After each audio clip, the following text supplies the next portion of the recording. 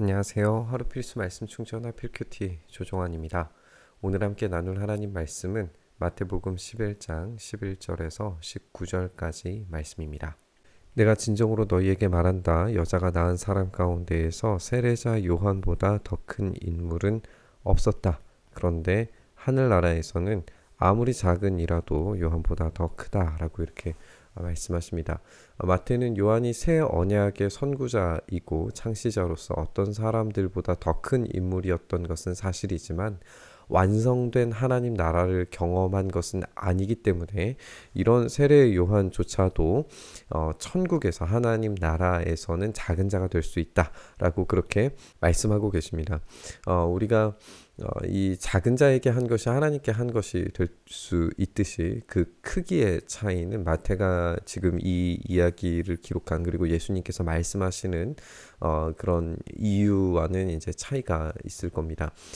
다만 완성된 그 나라에서 얻게 될 그 상급은 이 땅에서의 크기와 비교할 수 없다는 것을 우리가 좀 지적을 해봤으면 좋겠어요. 그러니까 완성된 하나님 나라에서 얻는 그 상급이 이 세상의 어떤 것보다도 훨씬 더 큰 것이고 값진 것이라는 걸 우리가 생각을 해야 되는 거죠. 세례 요한 때로부터 지금까지 하나님 나라는 힘을 떨치고 있다. 그리고 그 힘을 쓰는 사람들이 그것을 차지한다. 이제 이 말씀은 이제 문장만으로는 사실이죠. 이 천국은 제자고 증인인 자들의 선포와 선교 사역으로서 그들 속에서 역사하시는 하나님께서 그분의 나라를 확장시켜 가십니다. 그렇게 힘을 떨치고 있는 것이 사실입니다. 그리고 그 힘을 쓰는 사람들 여기에서 이제 이렇게 번역을 했을 때에는 이게 긍정적인 것들로 이렇게 표현이 되어져 있기 때문에 동일하게 읽어야 돼요. 그래서 하나님 나라가 힘을 떨치고 있다를 긍정으로 해석을 한다면 그 힘을 쓰는 사람들도 제자들이 되겠죠. 그래서 이 긍정의 표현들이 모여서 하나님 나라가 지금 이렇게 힘있게 확장하고 있다라고 그렇게 읽어지게 될 거예요. 그런데 우리가 이 본문을 일관성 있게 해석을 하기 위해서는 이런 긍정과 긍정으로 연결되어져 있는 이 표현이 정말 적절한지 질문해 봐야 되는 것 같아요. 오히려 이것은 긍정보다는 부정적인 표현으로 읽는 것이 더 적절해 보이고 여기 마찬가지로 힘을 쓰는 사람들이 차지한다라고 하는 것도 부정의 표현으로 읽는 것이 더 적절해 보입니다. 그래서 여기에 이제 힘을 떨치고 있다라고 하는 것이 이제 수동적 표현으로는 폭력을 당하고 있다라고 이야기하는 것이 맞거든요. 폭력을 당하고 있다라고 표현하는 것으로서 이제 힘을 쓰는 사람들이 이제 핍박하는 사람들로 다른 본문들에서도 이제 계속 이렇게 이야기하고 있기 때문에 지금 이 박해와 핍박의 이야기들이 이전에 제자들에게 경고하시는 말씀으로 계속 읽어오고 있었기 때문에 이 박해와 핍박에 대한 제자들에 대해 경고하시는 그런 말씀과 그리고 오늘 여기에서도 이제 이 세례자 요한 때로부터 지금까지 하나님 나라가 이 폭력을 당하고 있고 이 핍박하는 자들로 하여금 이들이 세상의 법정 가운데 넘겨져 주고 있다라고 그렇게 읽는 것이 이 뒤의 이야기들과 자연스럽게 연결되는 것을 우리가 확인을 해볼 수 있어요. 이제 강태훈 교수님의 번역에 따르면 세례 요한의 때부터 지금까지 하늘나라는 고통을 겪고 있고 폭력을 가하는 자들이 그것을 강제로 뺏고 있다라고 그렇게 해석을 하셨는데 그 해석이 이런 폭력을 당하고 있고 핍박하는 자들 그리고 앞뒤의 문맥에 따라서 이야기했을 때의 적절한 번역으로 읽혀집니다. 모든 예언자와 율법서는 요한에 이르기까지 하늘나라가 올 것을 예언하였다. 너희가 그 예언을 기꺼이 받아들이려고 한다면 요한 바로 그 사람이 오기로 되어져 있는 엘리야이다 라고 이렇게 말씀하고 계세요. 우리는 모든 예언자들의 피가 성전에 흘렀다라고 하는 말씀을 우리가 다른 본문에서도 읽어볼 수 있듯이 이 선지자들은 박해 속에서 진리를 전해왔습니다. 그 모든 핍박과 박해가 요한에게까지 이어지고 있고 이제 예수님에게까지 이어지게 될 거예요. 그리고 제자들 또한 동일한 각오를 가지고 이 하나님 나라를 선포하러 나가야 됩니다. 그렇게 하나님 나라는 폭력에 노출되어져 있어요. 그런데 그 폭력의 결과, 폭력을 행사하는 자들은 하나님의 심판을 받게 될 것이지만 이 하나님 나라를 선언하고 증언하는 이들은 고통과 아픔과 고난 속에서도 신실하게 믿음을 지켜낸 결과 세상 것과는 바꿀 수 없는 더 큰 것을 이제 받게 될 것을 기대하게 되는 거죠. 들을 귀가 있는 사람은 들어라 라고 이렇게 말씀하십니다. 이 세대를 무엇에 비길까? 마치 아이들이 장터에 앉아서 다른 아이들에게 이렇게 말하는 것과 같다. 우리가 너희에게 피리를 불어도 너희는 춤추지 않았고 우리가 곡을 해도 너희는 울지 않았다.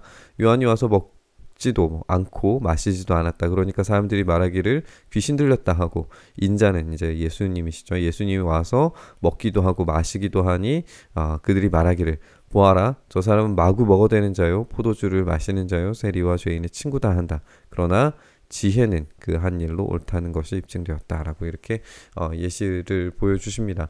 여기에 이제 장터에 앉아서 말하는 이 아이들의 대화를 좀 잘 살펴보면 피리를 부는 어떤 행위가 등장을 하죠. 그리고 두 가지의 모습을 보여주는데 춤을 추는 것과 곡을 하는 것이십니다. 춤을 추는 것은 이제 우리가 앞에 보듯이 결혼식과 관련되어져 있는 이제 잔치를 생각을 해볼 수 있고, 여기에 곡을 한다라고 하는 이 표현으로 봐서는 우리가 이제 장례식을 생각을 할 수 있겠죠. 이 두 가지 모두가 이제 사실 앞선 본문들에서 나왔던 예들입니다. 이것을 우리가 생각을 해보면 춤추지 않고 곡을 하지 않았다라고 하는 것이 이 두 가지 모두가 이제 연결되는 것을 우리가 보게 되는데 이들은 아무런 반응도 하지 않는 것을 우리가 보게 돼요. 그러니까 정반대의 일들만 계속 취하고 있는 거죠. 이 아이들은 예수님의 천국 잔치도 거절하고 있고 세례 요한의 심판에 대한 경고도 이제 거절하고 있습니다. 그랬을 때에 하나님께서 우리 예수님께서 베풀어 주시는 이 천국의 잔치, 죄인들이 돌아오게 되는 이 잔치도 지금 거절하고 있는 것이고, 그리고 요한이 말하고 있는 이 하나님의 준엄하신 심판에 대한 경고도 지금 이 장례식과 같은 이스라엘의 상태를 곡하면서 회개하고 되돌아오라고 이야기하는 것도 지금 거절하는 것을 우리가 보게 되죠. 어쨌든 이렇게 이 거절로서 예수님과 요한의 사역이 지금 연결되고 있는 것은 분명해 보여요. 여기에 이제 귀신이 들렸다라고 하는 표현도 우리가 생각을 해보면 바리새인들이 예수님을 향해서 귀신 들렸다라고 그렇게 평가했던 것을 우리가 기억을 할 수 있죠. 이렇게 부정적인 평가는 귀신 들린 것에서 공통점을 갖지만 예수님에 대한 부정적 평가는 더 심각해져요. 여기 마구 먹어대는 자고 그리고 포도주를 마시는 자고 세리와 죄인의 친구다라고 하는 이 표현은 이제 완전히 동일하지는 않지만 이제 구약의 표현들을 우리가 생각을 해보면 이런 불법적인 행위를 하는 마을의 아들은 돌로 쳐서 죽여야 되는 거예요. 그러니까 이것은 한마디로 말하면 어떤 고발문이 될 수 있습니다. 실제적으로 처벌이 가능한 고발문, 율법에 따라서 그런 처벌이 가능한 고발문을 지금 하고 있는 거예요. 수치의 문화에서 죄인과 함께 식탁 교제를 한다는 것은 그들과의 삶을 동일시한다는 것이었기 때문에 예수님은 스스로 수치를 당하고 계심으로써 이 고발문을 직접 받아 들고 계시는 겁니다. 그런데 여기에 이제 참된 지혜는 그 한 일로 옳다는 것이 입증되는 거예요. 이 고발문은 율법에 따라서 그들이 말하고 있는 지혜에 의한 고발문이 될 거예요. 그런데 이 고발문이 과연 어디서 나오냐는 거죠. 이 지혜의 원천은 결국에 예수님 자신이세요. 잠언에서 나오는 지혜의 정체와 요한복음이 말하고 있는 말씀을 연결해 보면 이런 추론은 궁극적으로 언제나 이제 이 지혜가 예수님과 연결된다는 것을 알 수 있어요. 바리새인과 율법학자들은 자신들의 지혜를 뽐낼지 모르고 이렇게 율법으로 고발문을 만들어낼지 모르겠지만 지금 그 지혜의 근원이신 이 말씀하시는 이분께서 이 참된 지혜이시고 율법을 제정하시는 분이시고 이것을 전달하시는 분이시라는 것을 이들은 깨닫지 못하는 거죠. 그러니까 진짜 춤춰야 될 때 그들이 춤추지 못하고 진짜 곡을 해야 될 때 그들이 곡하지 못하는 진짜 미련함을 보여주고 있는 겁니다. 결국에는 참된 지혜의 근원이신 분께서 그 행하신 일로 그 지혜의 참되심을 드러내실 겁니다. 십자가는 세상에 미련한 것이지만 하나님의 지혜였다라고 말한 바울의 이야기는 언제나 옳습니다. 우리가 오늘 읽은 본문은 배척과 거절의 이야기로 가득하다라고 이해하면서 읽어야 할 것 같습니다. 예수님과 요한은 하나님 나라에 대한 선언과 그 사역으로 인하여서 온갖 비난과 고통을 감당하고 있습니다. 하지만 참된 지혜는 예수님 그 자체이시고 예수님을 따라가는 것이야말로 참된 하나님 나라를 경험하는 유일한 방법이라는 사실을 우리는 좀 기억해야 됩니다.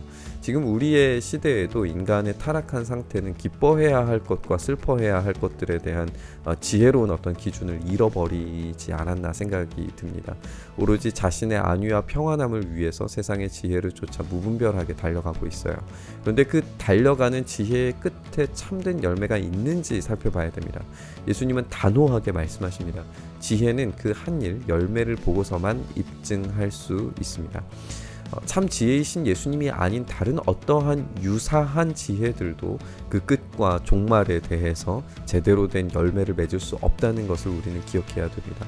우리는 예수님과 함께 기뻐해야 할, 또 슬퍼해야 할 여러 가지 이유와 이야기들을 이 종합적인 말씀들을 통해서 이제 듣게 됩니다. 하나님 나라가 임한 것으로는 천국의 잔치가 벌어지고 있고 죄인들이 돌아오는 참된 기쁨의 축제가 열리고 있습니다.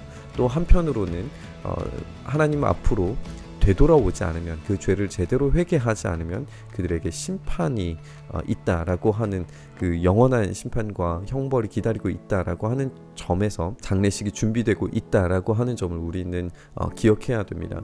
우리가 이 참된 지혜이신 예수님을 따라갔으면 좋겠습니다. 그 길에서 때로 우리는 장례식을 경험하는 듯한 아픔과 고통을 마주치게 될지도 모르지만 그 끝에는 영원한 기쁨과 상급이 반드시 주어지게 되어져 있다는 것을 우리가 기억해 본다면 이 지혜, 참된 지혜이신 예수님을 따라가는 것이야말로 우리의 인생의 어려움과 고통을 뚫고 나아갈 유일한 방법과 참된 해결책이라는 것을 알 수가 있습니다. 예수님께서 그 지혜의 비밀을 십자가에서 밝혀주셨기 때문에 우리는 그 십자가를 따라가야 되는 줄 믿습니다. 오늘 우리의 삶에 다가오는 믿음으로 인한 박해들에 흔들리지 말고 참된 지혜 되시는 주님께 우리의 삶을 전적으로 맡겨드려서 영원한 상급을 바라볼 수 있었으면 좋겠습니다. 이 믿음을 가지고 우리 묵상의 자리로 함께 나아가시죠. 주님, 천국은 계속해서 하나님 나라는 핍박하는 자들로 인하여서 핍박을 당하고 있습니다. 그 폭력적인 세상의 험악한 일들이, 평가들이, 이야기들이 우리의 삶을, 우리의 믿음을 무너뜨리려 하지만 우리가 참된 지혜이신 주님을 온전히 따라가서 그 십자가에서 주시는 영원한 상급과 이 세상 그 어떤 것과도 비교할 수 없는 가장 좋은 것들을 우리에게 제공해 주시는 주님의 은혜를 오늘도 붙들기를 소망합니다. 그렇게 우리의 삶을 붙들어 주셔서 그 참된 지혜이신 예수님을 따라가는 그 온전한 삶에서 우리가 참된 기쁨과 소망을 온전히 누릴 수 있게 하여 주시옵소서. 이렇게 오늘도 우리 안에서 일하시기를 간절히 소망하며 우리 주님 예수님 이름으로 기도드리옵나이다. 아멘.